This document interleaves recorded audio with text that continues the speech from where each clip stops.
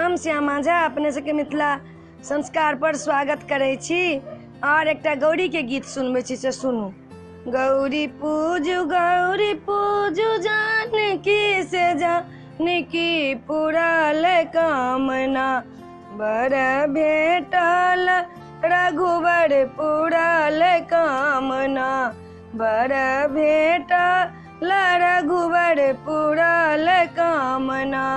तीनहि सिंदूर हे गौरी हम पूजबै पूरल कामना, ओ जे पीपा सिंदूर अचीन लयना, से पूरल कामना। गौरी पूजू जानकी से जानकी पूरल कामना, बर भेटल रघुवर पूरल कामना।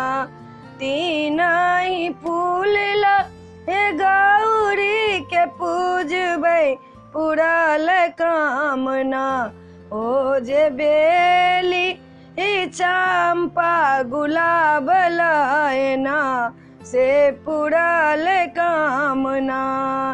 तीन नैवेद्य गौरी के पूजबै पूरल कामना, ओ जे केरा पेड़ा और नैवेद्य लयना, से पूरल कामना। तीन छिंजल गौरी के पूजबै पूरल कामना, ओ जे गंगा जल जमुना जल सरजुग लयना, से पूरल कामना। गौरी पूजू जानकी से जानकी पूरल कामना, बर भेटल रघुवर पूरल कामना, बर भेटल रघुवर पूरल कामना।